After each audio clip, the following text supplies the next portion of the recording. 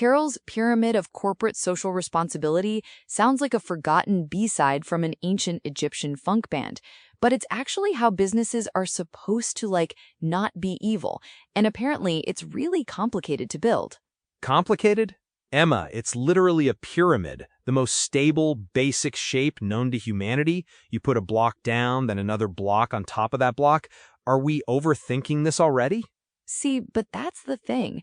Most companies are out there trying to put the little sparkly capstone on top before they've even poured the concrete for the foundation.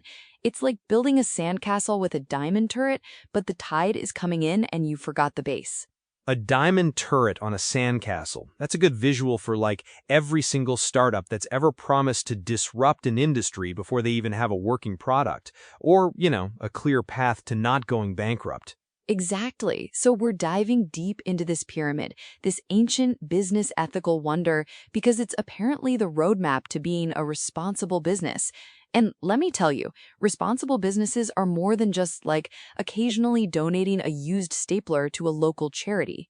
Oh, I thought that was the peak of corporate responsibility, the Staple for Humanity program. You're telling me it goes beyond office supplies and the occasional Christmas party canned food drive. Far, far beyond, Ethan. We're talking value creation, sustainable profits, and integrating social and environmental responsibility into their everyday operations.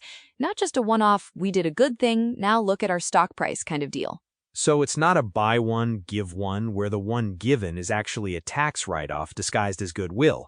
My whole understanding of corporate benevolence is shattering. Shatter away, my friend, because this pyramid, Carroll's Pyramid, says there are 4 layers, 4 distinct layers of responsibility, all important, all balanced. It's not a single obligation. It's a juggling act with 4 extremely fragile chainsaws. 4 chainsaws? I was picturing more like Jenga blocks, so if you pull one out, the whole thing crumbles. But with chainsaws, it sounds more like if you mess up one, you lose a limb. That's a much higher stakes Jenga. Exactly.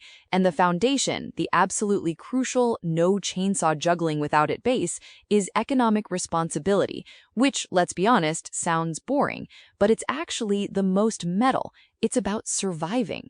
Surviving, huh?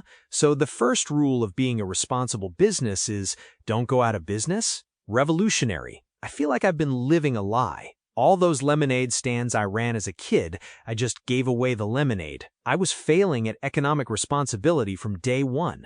You were a philanthropic prodigy, Ethan, ahead of your time, but perhaps a financial catastrophe. This pyramid says you have to make money, like it's non-negotiable. Without sufficient revenue, you can't pay employees, buy raw materials, innovate, or serve customers. You just cease to be. So profit isn't the evil empire everyone makes it out to be. It's not Darth Vader in a suit and tie trying to crush small businesses. It's the oxygen mask on the plane. It's precisely the oxygen mask, or more accurately, it's the fuel for the oxygen mask delivering plane. If a company continually loses money, guess what? No jobs, no suppliers getting paid, no tax revenue, no community projects, just a black hole where a business used to be. So all those well-meaning people who say companies should just focus on helping society, forget about profit, are basically saying, hey, just jump out of this plane without a parachute, trust fall. Because without profit, the plane crashes and nobody gets helped. Precisely. Profit isn't something to feel guilty about. It's what enables businesses to continue creating value. The how you make that profit, that's the real ethical tightrope walk. But the profit itself, essential. So my bakery example, if I'm baking delicious sourdough, my customers are lining up, my costs are under control, and I'm swimming in dough, actual dough, not just the bread kind, then I'm economically responsible. And that means I can hire more staff, get a fancy new dough mixer, expand to sourdough donuts. Sourdough donuts, Ethan, you're a genius. Yes, and maybe even fund a local Bread for the Hungry program. Your economic success is the launch pad for all your other good deeds. It's not a zero-sum game. So the foundation is basically don't go broke doing good, which honestly is advice I probably needed when I was 8. I still owe my mom money for that first batch of lemons. The lemonade loan shark, a cautionary tale for us all. But this is where most people get it wrong. They hear corporate social responsibility and they immediately think donations or charity, completely skipping the fact that you first have to be a viable business. You can't be socially responsible if you're out of business, Ethan. You're just unemployed. Unemployed and well-intentioned, which is a great LinkedIn bio, but doesn't pay the bills. So we've got the base, the big, sturdy, financially solvent base. What's the next layer of this corporate pyramid scheme, responsibility scheme? The next layer, once you're financially stable enough to, exist, is legal responsibility. This is where you actually have to follow the rules, Ethan, the ones written down by society, usually in very tiny print, somewhere. Ah, laws, the ultimate buzzkill. So my thriving sourdough donut empire must now comply with, health codes, employee regulations, no secret sourdough starter smuggling rings? All of the above, and tax regulations, consumer protection, health and safety standards, environmental regulations, competition laws, all those things designed to keep your sourdough from giving people salmonella, your employees from working 20-hour shifts, and your secret starter from destroying the competition unfairly. So this is like the baseline don't be a villain level. It's not asking for heroics, it's asking for don't actively harm people, animals, or the planet. The bare minimum, really. The bare minimum. Exactly. Society created these laws for a reason. Imagine no food safety regulations. Restaurants could just sell whatever. Spoiled food for everyone. No labor laws. Employees working in literal sweatshops. No environmental regulations. Factories dumping toxic sludge into rivers like it's a spa day for chemicals. A spa day for chemicals. That sounds like a horror movie. So legal compliance is basically saying, hey, we're not actively trying to kill you or make you sick or ruin the environment. It's the floor, not the ceiling. The floor. Crucial, but not enough to win any world's most ethical company awards. Because, and this is key, following the law alone does not make you socially responsible. It just makes you, legal. Like legally not a criminal, which is a low bar for praise. So if I'm a bakery that follows every single law, pays my taxes, has excellent health and safety, but I'm extremely rude to all my customers, and I use the cheapest, nastiest ingredients allowed by law, I'm legally compliant, but not exactly a paragon of corporate social responsibility. You'd be the legally compliant grumpy baker of disappointment, which brings us beautifully to the third layer, ethical responsibility. This is where it gets spicy, Ethan. This is where you do what's fair, honest, respectful, and responsible, even when the law doesn't specifically require it. Oh, so now we're talking about feelings. Beyond the cold, hard letter of the law, this feels squishy, like my lawyer says it's fine, but my conscience is doing interpretive dance in the corner. Interpretive dance is right. Think about that misleading advertisement example. It technically complies with regulations, but you know it's going to confuse people. An ethical company would revise it, not because a lawsuit is imminent, but because honesty is more important than exploiting loopholes. So it's like saying, yeah, I could charge you double for this slightly stale bread, and the law doesn't stop me, but it's not cool, man. It's not cool. It's the don't be a jerk layer, basically. The don't be a jerk layer, but with higher stakes, or the child labor example. Your country's law might not explicitly prohibit buying from a supplier that uses child labor in their country. But is it ethical? Most people would scream, no, at the top of their lungs. Okay, yeah, child labor is a pretty clear-cut, not ethical scenario. Even if my legal team says, well, technically, we're not employing them directly, my moral compass is going to be spinning like a deranged top. Exactly. Ethical responsibility encourages businesses to consider the wider consequences of their decisions, not just whether they'll get sued. That's why so many organizations develop codes of ethics now. They're like instruction manuals for doing the right thing, even when the law is silent. A code of ethics. So it's a little book of how not to be a supervillain when no one's watching. Like, thou shalt not steal $500,000 even if nobody notices. Oh, you read my mind. That accounting error example. Your company accidentally gets $500,000 from a supplier. Nobody else noticed. Do you report it Or do you just quietly absorb it into the quarterly report and buy a gold-plated sourdough mixer? I mean, my brain immediately goes, gold-plated sourdough mixer. But then my conscience, which apparently lives rent-free in my head, starts yelling, fraud, ethical lapse. The pyramid is crumbling. It's a real struggle. Short-term gain versus long-term integrity. And that, Ethan, is the ethical choice. Most people know the answer intuitively. You report the error. Because choosing integrity, even over 500,000 cetus, builds trust. And trust, as we all know, is the most valuable currency in the corporate world.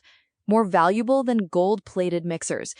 So we've got economic survival, legal compliance, and ethical non-jerkiness. What's the cherry on top of this ethical sundae? The little flag on the very tippy top of the pyramid?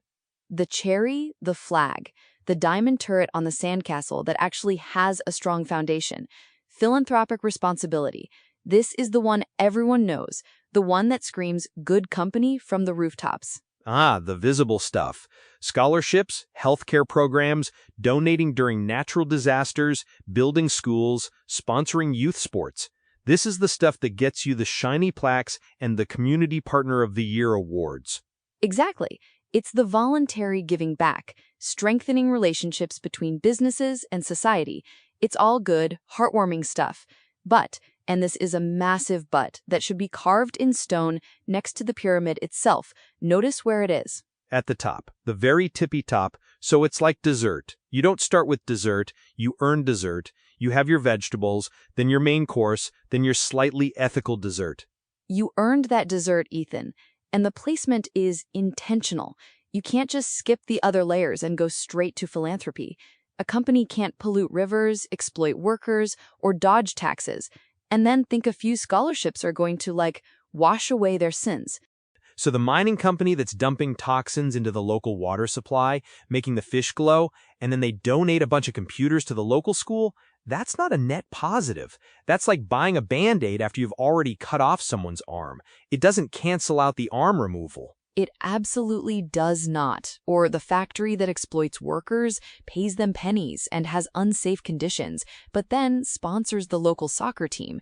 You can't replace fair treatment with, hey, at least we paid for little Timmy's jersey. The pyramid crumbles. So it's not a get-out-of-jail-free card for all your previous ethical transgressions.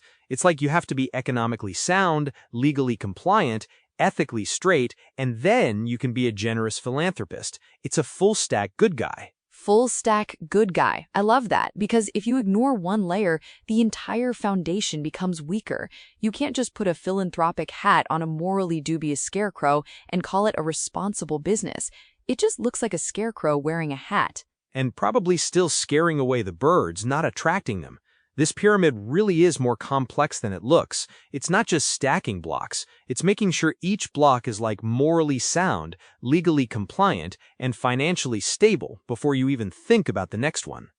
Exactly. And this is why it's such an influential model, because it forces you to think about all of it, not just picking the easy bits. It's a mirror for your corporate soul, forcing you to ask, am I actually doing this right, or am I just doing the bare minimum and hoping no one notices? It's the corporate equivalent of, did you really wash behind your ears, or did you just splash some water on your face? Society is asking to see behind the ears, people. And the pyramid demands a full head-to-toe scrub. Now, remember those companies we talked about earlier, Blue Skies Ghana and Casapreco PLC. They're like the gold standard for this pyramid in action. Oh, right.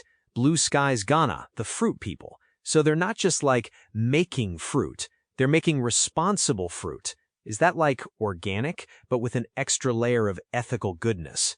It's beyond organic, Ethan. It's holistic fruit. Economically, they're producing high-quality stuff, competing internationally. They're making money, so the foundation is solid. Okay, foundation, check. Delicious, high-quality, money-making fruit. What about legal? Are they getting permits for their mangoes? Are there pineapples going through customs with all the right paperwork? Absolutely. Legally, they're on point, operating within all the regulatory requirements for food production and export. No shady fruit deals, no contraband citrus, everything above board. So they're legally compliant fruit producers. This is getting intense. What's the ethical layer? Are they like having heart-to-hearts with their watermelons, telling them they're doing a good job? Even better, ethically, they work closely with local farmers, ensuring fair business relationships. No exploiting the little guy just because you're the big fruit exporter. They're building trust, not just harvesting produce. Fair business relationships. So they're paying fair prices, probably offering good working conditions. It's not just a transaction, it's a relationship, like a fruit-based friendship bracelet. Exactly. They're not just taking the fruit and running, they're investing in the people who grow it. And then, at the very top, philanthropically, they support community development initiatives, education, health, livelihoods, the whole enchilada. So Blue Skies Ghana is basically the corporate superhero of fruit. They're financially stable, legally impeccable, ethically sound, and then they're giving back to the community. They've built the whole damn pyramid brick by delicious fruit-flavored brick. They're not just making juice, Ethan, they're squeezing pure responsibility. And it's not just Blue Skies. Casapreco PLC, another one we mentioned, they're doing the same thing. Casapreco, the beverage company. So they're, responsibly brewing drinks. Are they like whispering sweet nothings to their fermenting vats, encouraging ethical alcohol production? More or less, they seek profitable growth. Foundation, check. They comply with regulatory requirements. Legal, check. But here's where it gets good. Their investments in renewable energy, water conservation, responsible waste management, that's their ethical layer, going above and beyond. Renewable energy, water conservation. So they're not just like turning on a faucet and hoping for the best. They're actively trying to not drain the planet of its resources while still making delicious beverages. It's like being a responsible party host, you know. You don't just throw bottles everywhere. Exactly. They're not just cleaning up after the party. They're designing the party to be sustainable from the start. And of course, they have their community initiatives for the philanthropic top tier. They're like the whole pyramid wrapped in a delicious, ethically sourced beverage label. So it's not about choosing between making money and being a good corporate citizen. It's about making money in a way that makes you a good corporate citizen. They reinforce each other. It's like a corporate karma cycle, but instead of reincarnation, you get like better stock prices. Better stock prices, stronger reputation, attracting better employees, loyal customers, and ultimately more sustainable growth. It's the virtuous circle of corporate responsibility. The more good you do, the more good comes back to you. It's like, if the universe were a spreadsheet, this would be the ROI on not being a jerk column. The ROI on not being a jerk column. My favorite column. So this whole pyramid thing, it's not just some academic exercise. It's a literal blueprint for how companies can make money and make the world less terrible. Less terrible, more trusting, more respectful. Because if you build trust and respect, you're not just selling products, you're selling a promise. And that, my friend, is what keeps the lights on, the employees happy, and the shareholders, well, the shareholders are always a mystery, but they're probably happier too. The shareholders are probably happy because they're not accidentally getting $500,000 that they shouldn't have, or finding out the company's been fined for polluting the local river. It's a win-win-win. Win for the company, win for society, win for the river, maybe not for the fish, though, if they already glowed. No glowing fish, Ethan. The ethical commitment is to prevent the glowing fish. This is the entire point. It's about foresight, not just retroactive damage control. It's proactive goodness, not reactive apologies. Proactive goodness. I like that. So future business professionals, which I assume is all of us listening right now, should probably internalize this pyramid before we go out there and, try to run a successful, non-evil sourdough donut empire. Absolutely, because it's not about choosing between business success and social responsibility. It's realizing they're two sides of the same very shiny, ethically minted coin. You can't have one without the other, not sustainably anyway. Otherwise, you're just building a house of cards on a swamp. A house of cards in a swamp with a diamond turret. And the swamp is full of glowing fish. What a nightmare. So we've gone from economic, legal, ethical, philanthropic. Did we even touch on the diamond turret? The diamond turret was a metaphor for getting ahead of yourself, Ethan. For philanthropy without the foundation. We've been talking about it all along. This entire pyramid structure, it's like a moral compass for corporations, pointing them towards not being terrible in a very specific, tiered way. A tiered moral compass. So it's not just a simple north-south, it's got like altitude readings and depth gauges. And is that a gluten-free setting? This is more complicated than I thought. It's the ultimate ethical GPS. And speaking of complex navigation, we also started by mentioning that CSR extends far beyond charitable donations. We covered that, right? Because the entire top level is charity, but it's only one part. Yeah, definitely. We made it clear that a donation is just the tip of the philanthropic iceberg, which itself is only the tip of the ethical pyramid. So many tips. And we talked about Blue Skies Ghana and Casapreco PLC, integrating responsibility into daily ops, not just one-offs. Like their entire business model is just one big responsible fruit or beverage-shaped pyramid. Exactly. They're not just like having a CSR day once a year where everyone wears matching t-shirts and plants a tree. It's their lifestyle, their corporate lifestyle, which, if I'm being honest, sounds exhausting, but admirable. Exhausting, but profitable and ethical. What a combo. And the main argument, the central thesis, is that it's all about balancing these four responsibilities simultaneously. It's not one or the other, it's all of them. All the time, forever, until the end of time. Until the end of time, or until you go out of business because you ignored the economic base, one or the other. But hey, at least you'd go out of business ethically, right? With a clean conscience, if not a clean balance sheet. I guess that counts for something. We failed, but we failed responsibly.